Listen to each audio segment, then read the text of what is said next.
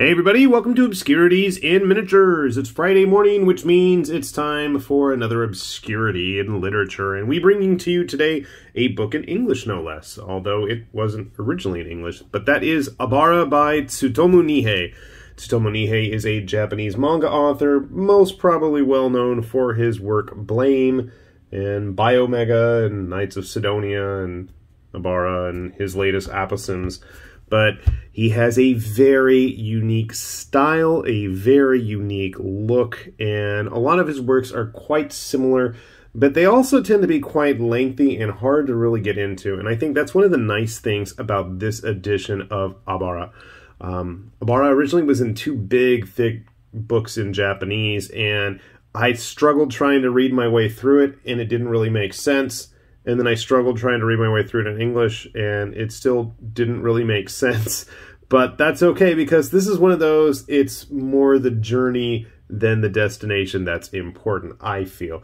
Yeah, there is some, random esoteric sci-fi gobbledygook explanations of what's going on, but it does have a actual, linear course that the story progresses through, and it does have the backup that was in the original Japanese one as well, which is Digimortal, and like a lot of Nihei's work, has the same themes of, transforming humans.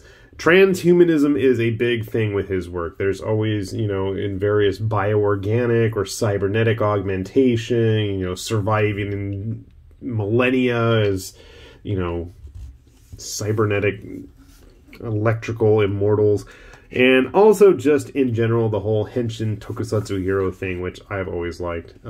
It's not as much apparent in stuff like Blame, well, I guess with the main guy, but it is apparent in a lot of his work, especially his recent Aposyms. But yeah, he just liked drawing guys in cool looking bioorganic armor, and I can't really complain about that. There's a bunch of little pull-out spreads, which I believe were in the Japanese editions as well. And if you're not familiar with Nihei's work, like I said earlier, he is very well known for his dystopian cyberpunk landscapes. Now, he was actually trained as an architect, and that would explain why we have such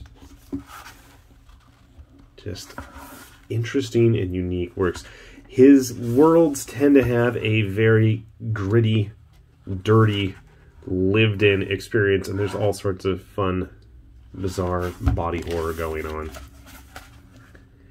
One of the things I've always enjoyed about his work is his use of space and the colors and choice of shadows that go into it. Very dense. His early work, especially like Blame, Abara, you have a lot of various just dark, dingy panels and pages. Lots of black ink, lots of gray scale, lots of zip tone stuff, digitally shading, I'm assuming, with him. Not a whole lot of dialogue, but that seems to be pretty much part of the course with a lot of his work. Almost Mignola-esque in the use of just the heavy shadows and line work. Not that there's anything wrong with that by any means. You have various monsters squaring off as shadowy authority figures decide what to do. Very Evangelion-esque, I guess. Some of the characters, I'm still not 100% sure who they are, what their purpose is. I've read through it enough. But again, I guess you can really see the backgrounds almost start to devolve into what I like, French comics, the Schuiten brothers or whatever their names are, Francois Schuiten. I think that's the guy. Has really elaborate, intricate looking backgrounds like this, I think. Again, strange, unique looking characters. Why they look that way, nobody knows.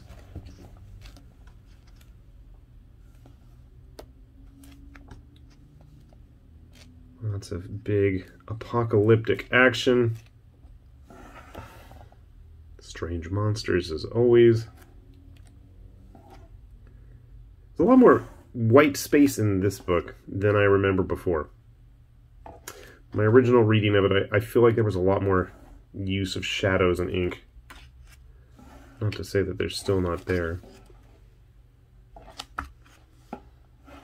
Let me get into the background. I'm not going to spoil it. Again, some of this should look very Blame-like. I don't remember where this fell chronologically. Digimortal, the backup story. Maybe around the time of Biomega. Again, we've got the transforming heroes. Lots of action. Lots of big cyberpunk dystopian ziggurat monolith type buildings. Here I think you can see a lot more of this, his use of ink just everywhere. It's just the black permeating the page. I think it looks cool. The guy is a very competent artist that unfortunately gets bogged down in his own nonsense at times, I feel like.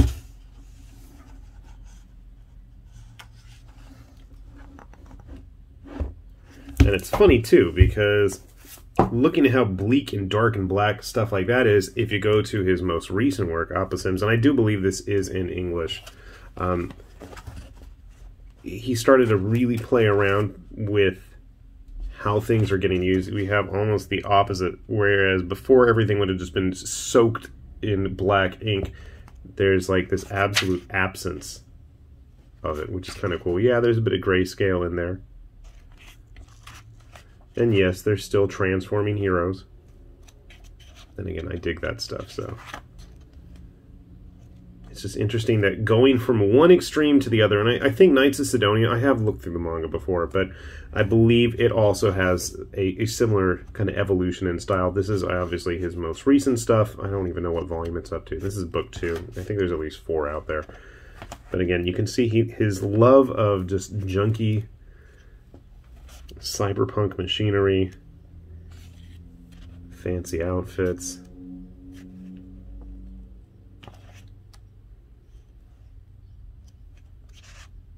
And cool cybernetic henshin heroes.